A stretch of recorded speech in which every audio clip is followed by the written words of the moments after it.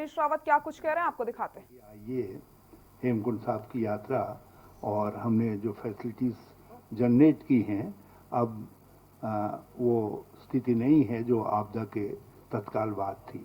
और आप लोगों का बहुत सहयोग मिला था उस समय। यहाँ के मीडिया ने उसको बहुत हाईलाइट किया था, जिसका हमको लाभ जो है, जो बाहर हमारे NRI ब्रदर्स हैं, उन तक भी पहुंचा। और बहुत लोग उसके बाद हेमकुंड साहब की यात्रा में और बद्रीनाथ केदारनाथ की यात्रा में आए। पार्टी के लिए भी बहुत बार यहाँ आने का मौका मिला, तब भी आपसे बातचीत हुई। और एक बात कैप्टन साहब, मैं यहाँ के प्रेस के दोस्तों का बहुत पॉजिटिव सपोर्ट मिलता है, उसको मैं हमेशा याद रखता हूँ। और आज भी मैं आप सब से अपना परिचय करवाते हुए आप सबका सपोर्ट मांगने के लिए आया हूँ, ताकि मैं ठीक तरीके से अपनी ड्यूटी जो पार्टी ने सौंपी है उसको पूरा कर सकूं। क्योंकि पंजाब हमारे लिए, कांग्रेस के लिए तो इम्पोर्टेंट है ही, देश के लिए भी बहुत इम्पोर्टेंट स्टेट है। इसकी अपनी एक पॉलिटिकल अहमियत है, जिसका सारे देश की जियो पॉलिटिक्स पर बड़ा असर पड़ता है। तो इसलिए यहाँ ऐसी ताकत और ऐसी लीडरशिप रहनी चाहिए जो ताकत सबको साथ लेकर के चल सके, सबको जोड़ करके चल सके, और जो खतरे बाहर से आते हैं उसका बहुत संजीदगी के साथ मुकाबला कर सके। और मुझे कोई बताने की ज़रूरत नहीं, हमारे बॉर्डर से और पार से खतरे अब भी निरंतर बने हुए हैं। बल्कि कैप्टन साहब और उनकी गवर्नमेंट को हम बहुत धन्यवाद देना चाहते हैं कि उन्होंने ऐसे एलिमेंट्स के खिलाफ बड़ा स्ट्रॉन्ग एक्शन लिया है। और कोई भी एफर्ट्स जो बॉर्डर के पार से होते हैं देश को कमज़ोर करने के, उसको उन्होंने कर्व किया, उसको दबाया है, उसको उस पर बहुत सख्त एक्शन किया है। इस समय एक विशेष पर्पज से हमने ये प्रेस कॉन्फ्रेंस बुलाई है। बाकी बातें कैप्टन अमरिंदर सिंह जी आप सबके सम्मुख रखेंगे। मैं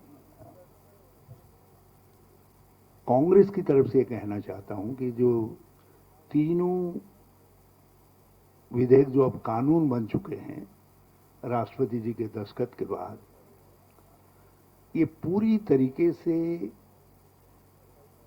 किसान विरोधी हैं, ये गरीब के विरोध में हैं। और उन सारे सिस्टम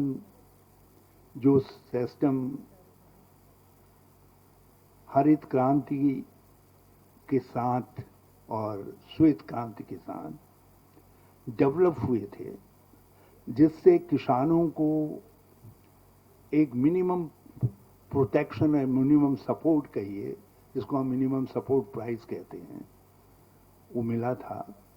और मंडियों का एक पूरा तंत्र खड़ा हुआ था। FCI के रूप में एक ऐसी प्रोक्योरमेंट एजेंसी खड़ी हुई थी, जो एजेंसी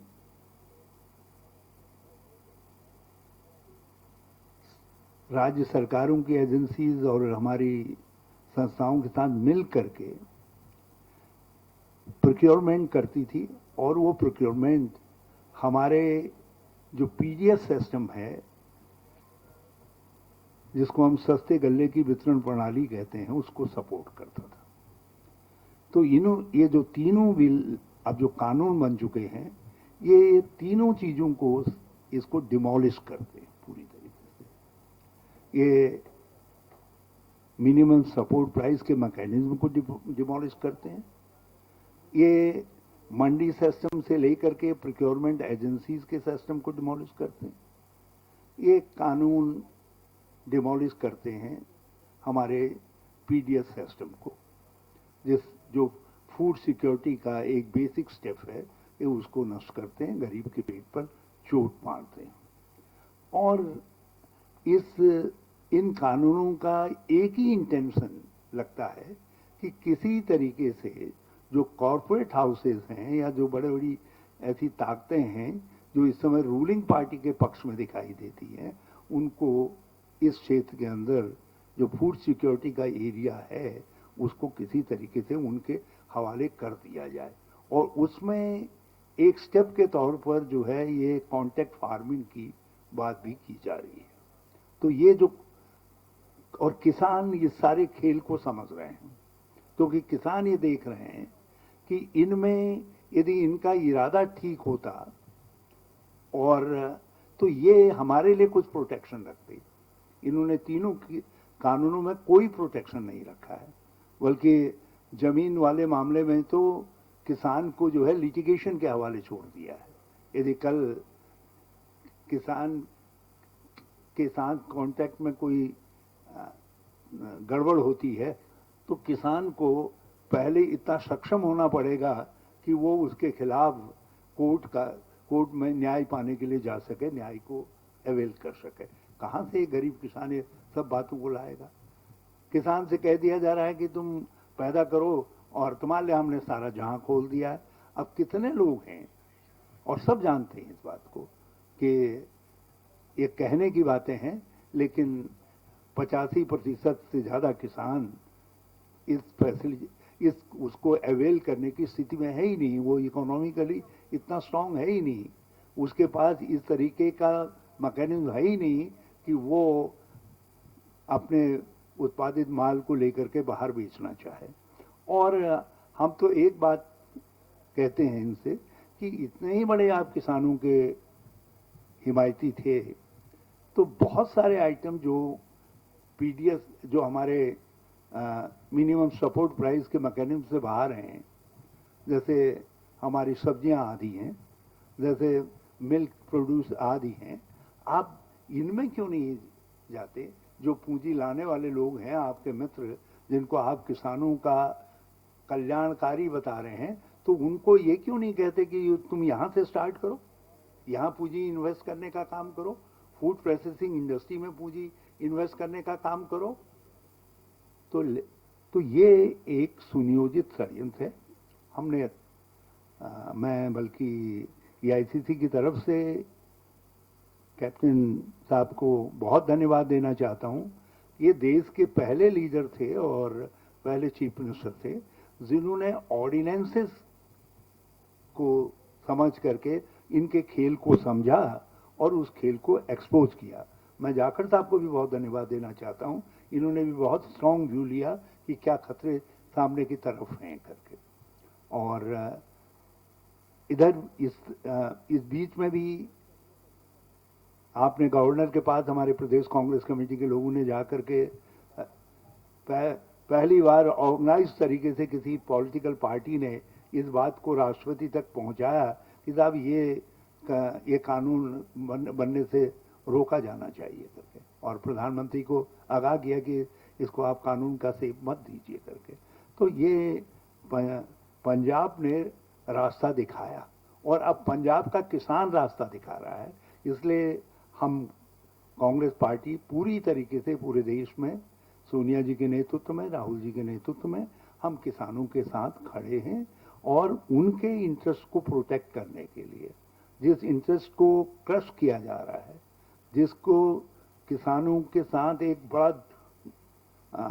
बड़ा अन्याय किया जा रहा है इस काले कानूनों के जरिए जो है, हम इसके विरोध में पूरी तरीके से खड़े हैं और पूरी शक्ति के साथ जो है हम इसका विरोध करेंगे और पूरी लॉजिक के साथ हम इसका विरोध कर रहे हैं। ऐसा नहीं है कि हम केवल जैसा वो कह रहे हैं कि सब राजनीतिक रूप से, राजनीतिक कारणों से विरोध किया जा रहा है। हमारा कोई राजनीतिक कारण नहीं है। कारण केवल इतना है कि एक लगाव है कांग्रेस के मन में कि ये सारे सिस्टम सौभाग्य से उस समय डेवलप हुए जब कांग्रेस ताकत में थी, सेंटर में कांग्रेस शक्ति में थी। तो और किसान इनको अपने हित में देख रहा है, तो हम किसान की भावना को साथ लेकर के इस लड़ाई को आगे लड़ने के लिए डिटरमाइंड है। और आज पंजाब के अंदर हमने शहीद भगत सिंह जी की